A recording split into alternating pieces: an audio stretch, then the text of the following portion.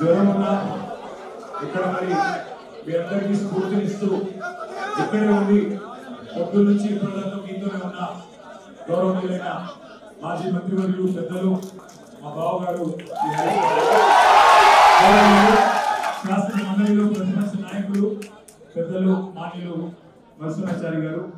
గౌరవనీయులైన ఎమ్మెల్యేలు, గౌరవనీయులైన ఎమ్మెల్సీలు, గౌరవ ఎంపీలు, అదేవిధంగా గౌరవనీయులైన వివిధ నియోజకవర్గాల ఇన్ఛార్జీలు, అదేవిధంగా ఈరోజు మరి చాలా చాలా ప్రాంతాల నుంచి తరలి వచ్చిన మా అన్నదమ్ములకు, మా ఆడపిల్లలకు, పేరు పేరున అందరికీ, సిరిసిల్ల నుంచి కూడా వచ్చిన మా తల్లిదండ్రులకు కూడా హృదయపూర్వకంగా నమస్కారం. మా మీడియా మిత్రులకు కూడా కొంత అసౌకర్యం కలుగుతున్నా అప్పటి నుంచి పొద్దు నుంచి చాలా ఓపికగా ఉన్నందుకు మీడియా మిత్రులకు కూడా నమస్కారం, ధన్యవాదాలు. 4 కోట్ల మంది ముందు చర్చిద్దాం, ఎవరి తప్పో ఎవరిది ఒప్పో చర్చ పెట్టు అని అసెంబ్లీలో అడిగితే పారిపోయిండు రేవంత్ రెడ్డి. ఈ ఫార్ములా ఈ కార్ రేసింగ్ మీద నేనేదో తప్పు చేసిన అంటున్నావు కదా, కేసీఆర్ ప్రభుత్వం ఏదో తప్పు చేసింది అంటున్నావు కదా, దమ్ముంటే అసెంబ్లీలో చర్చ పెట్టు అని అసెంబ్లీలో కూడా పట్టుబట్టినాం, పారిపోయింది. 4 గోడల మధ్య ఎందుకయ్యా 4 కోట్ల మంది ముందు మాట్లాడదామంటే పారిపోయింది. పోనీ ఇట్లా కాదు, ఈ బదనాం క్యాంపెయిన్ ఇంకెన్ని రోజులు నడుపుతావు, ఈ దేశంలో ఏ రాజకీయ నాయకుడు అనే విధంగా నేను అంటున్నా, నువ్వు ముందుకు రా, నేను తప్పు చేయలేదు, నిజాయితీకి ధైర్యం ఎక్కువ కాబట్టి అవసరమైతే లైట్ డిటెక్టర్ పరీక్ష తీసుకుంటా, నువ్వు కూడా రా, పక్క లేదు పారిపోయాడు. అయినా మళ్ళీ పిలిచి మళ్ళా ఈరోజు పిలిస్తే మళ్ళా పోయినాం. ఎందుకంటే చట్టాన్ని గౌరవించే వ్యక్తులుగా, న్యాయస్థానాల మీద నమ్మకం ఉన్న వ్యక్తులుగా నువ్వు ఎన్నిసార్లు పిలిస్తే అన్నిసార్లు వస్తా అని చెప్పిన పొద్దున్న నుంచి 9 గంటలు ఒకటే క్వశ్చన్, అటు తిప్పడుగుడు ఇటు తిప్పడుగుడు, తిరులమరలేసి మరల తిరలేసి అడిగిందే అడిగి నేను కుల్లం చెప్పిన ఇప్పుడే హరీష్ రావు గారు చెప్పినట్టు ఈడికెళ్ళి ఎట్టి పరిస్థితుల్లో ఫార్ములా ఈ రేస్ పోవద్దు అని చెప్పి మొదటి సంవత్సరం విజయవంతంగా నిర్వహించిన తర్వాత 2వ సంవత్సరం కూడా ఈడనే ఉండాలి అని చెప్పి ప్రభుత్వ పరంగా విధానపరమైన నిర్ణయం తీసుకున్నాము. తీసుకొని మరి కొంత డబ్బులు చెల్లించినాం. 1 రూపాయి కాదు కదా, 1 పైసా కూడా అవినీతి జరగలేదు. ఈడికెళ్ళి పైసా పోయింది, అక్కడ ఉన్నది, ఇలా అవినీతి ఎక్కడ ఉంది అనే అవినీతి నిరోధక శాఖ అధికారులను అడిగినాం, సమాధానం లేదు. బెబ్బెబ్బే ఏంది అంటే ఫైల్ ఇటు పోయిందా, ఇటుకెళ్ళి పోయిందా, నువ్వు కుడి చేపులకి వెళ్ళి ఇచ్చినావో పైసలు, ఎడమ జేబులకి వెళ్ళి ఇచ్చినావో పైసలు అని చెప్పి పనికిమాలిన ప్రశ్నలు తప్ప, చిట్టినాయుడు రాసిచ్చి పంపిన ప్రశ్నలు తప్ప ఏమీ లేదు విషయం. అందుకే నేను మొన్న చెప్పినా మళ్ళీ చెప్తున్నా, ఇది లొట్టపీస్ కేసు, ఈయన ఒక లొట్టపీస్ ముఖ్యమంత్రి, ఏది కాదు వీళ్ళతోని ఏం చేయరాదు, పరిపాలన చేత కాదు, ప్రజలకిచ్చిన హామీలు నెరవేర్చే దమ్ము లేదు. అందుకే దద్దమ్మ రాజకీయంతో ఇవాళ తప్పించుకునే ప్రయత్నం చేస్తా ఉన్నారు. మొన్ననే మన నాయకుడు పెద్దలు తెలంగాణ సాధించిన నాయకుడు కేసీఆర్ గారిని కమిషన్ ముందుకు పిలిచిండు, అంతకుముందు హరీష్ రావు గారిని కమిషన్ ముందుకు పిలిచిండు. ఆయనకున్నదంతా ఒకటే షోకు, నేను నెల రోజులు జైలున్నా లుచ్చా పని చేసి వీళ్ళని కూడా పెట్టాలి కొన్ని రోజులు, అదొక్కటే ఆయన షోకు. ఆయనకున్న పైశాచికానందం అదొక్కటే. సాడిస్టులు ఉంటారు చూడు కొంతమంది, నాకు దక్కంది ఎవరికి దక్కద్దు అన్నట్టు, నాకు జరిగింది నీకు కూడా జరగాలన్నట్టు ఆయన ఎట్టి పరిస్థితిలో కొన్ని రోజులు జైల్లో పెడదామన్నది ఆయన షోకు. అందుకే నేను ఇలా అధికారులకు కూడా చెప్పిన, మీకు పైకి వెళ్ళి రావచ్చు ఆదేశాలు, ఇప్పటికే దబ్బన వస్తే పెట్టుకోర్ర పోయి ఏముంది, మీరు పంపితే కూడా 15 రోజులు పోయేస్తా, ఏమున్నది, మంచిగా రెస్ట్ తీసుకొని వస్తా అని చెప్పిన. ఇప్పుడు కూడా మళ్ళీ చెప్తున్నా, తప్పు చేయలేదు, తలదించుకునే పని ఎంత మాత్రం చేయలేదు. తెలంగాణ ప్రతిష్టను పెంచే పని చేసినాం, తెలంగాణ ప్రతిష్టను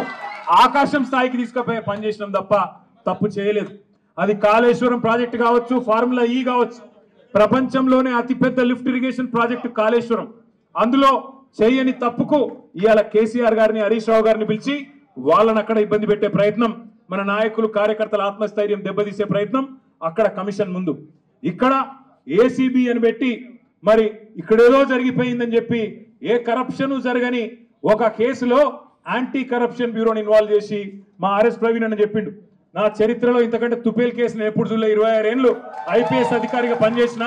ఇంతకంటే తుపేల్ కేసు నా జీవితంలో చూడలేదని చెప్పి వారు కూడా చెప్పినారు. అంటే ఇట్లాంటి కేసులు పెట్టి ఏదో సాధిస్తాను రేవంత్ రెడ్డి గారు అనుకుంటున్నాడు. నేను రేవంత్ రెడ్డికి చెప్పేది ఒకటే, నా మీద ఇప్పటికే 14 కేసులు పెట్టినావు, ఇంకో 1400 కేసులు పెట్టుకో, అవసరమైతే జైల్లో పెట్టుకో ఏమన్నా చేసుకో భయపడేది లేదు తెలంగాణ కోసం ఆనాడు జైలుకు పోయినాం ఇవాళ అవసరమైతే తెలంగాణ ప్రతిష్టను పెంచడానికి తీసుకున్న ఒక నిర్ణయం వల్ల మళ్ళీ జైలుకు పోవాల్సి వస్తే కూడా భయపడేటోడు ఎవడు లేడు నీ ఉడత ఊపులకు ఎట్టి పరిస్థితుల్లో భయపడం నేను మిమ్మల్ని అందరినీ కోరేది ఒకటే ఇది ఏంటంటే డైలీ సీరియల్ లెక్క అయిపోయింది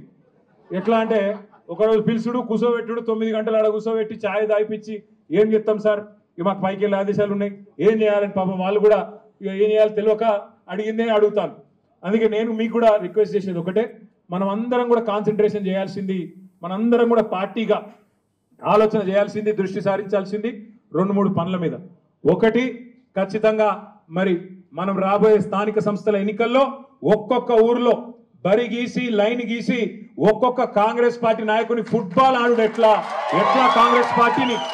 చిత్తుగా ఓడగొట్టాలి లోకల్ బాడీ ఎలక్షన్ లో దాని మీద దృష్టి పెడదాం రెండవది ఈ నెల 21వ తారీఖున కాళేశ్వరం ప్రాజెక్టు ప్రారంభించి సరిగ్గా 6 సంవత్సరాలు కాబోతా ఉన్నది 2019 ఆనాడు జూన్ 21 నాడు మాన్యులు పెద్దలు మన తెలంగాణ తొలి ముఖ్యమంత్రి కేసీఆర్ గారు కాళేశ్వరం ప్రాజెక్టును జాతికి అంకితం చేసిన రోజు జూన్ 21 మరి ఆ రోజు కూడా సార్ను అడిగి మనం పార్టీగా ఒక నిర్ణయం తీసుకొని ఏం చేసి మళ్ళీ ఒక్కసారి కాళేశ్వరం గొప్పదనం ప్రజలకు చెప్దాం ఆలోచన చేయాల్సిన బాధ్యత మన మీద ఉంది రాష్ట్ర వ్యాప్తంగా కొంత కార్యక్రమం చేయాల్సిన బాధ్యత కూడా మన మీద ఉంది ఇక మనకు నోటీసులు వచ్చుడు మనం పోవుడు ఇవన్నీ కూడా రొటీనే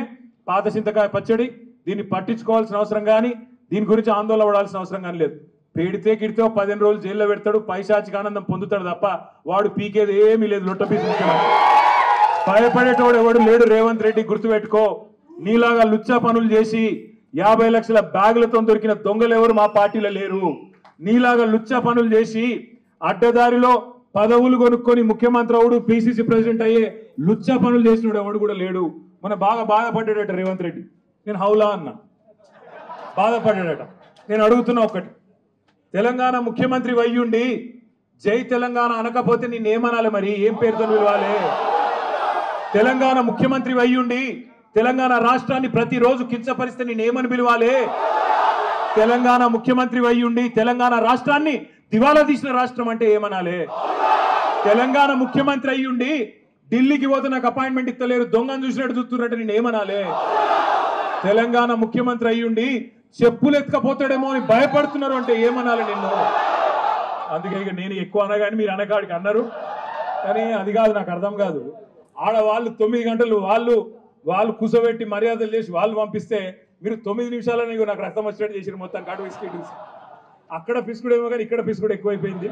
కాబట్టి మీరు పొద్దున్న నుంచి చాలా ఓపికగా ఉన్నందుకు మీ అందరికీ గౌరవ ఎమ్మెల్యేలు గౌరవ ఎమ్మెల్సీలు గౌరవ ఎంపీలు అందరికీ హృదయపూర్వకంగా దండం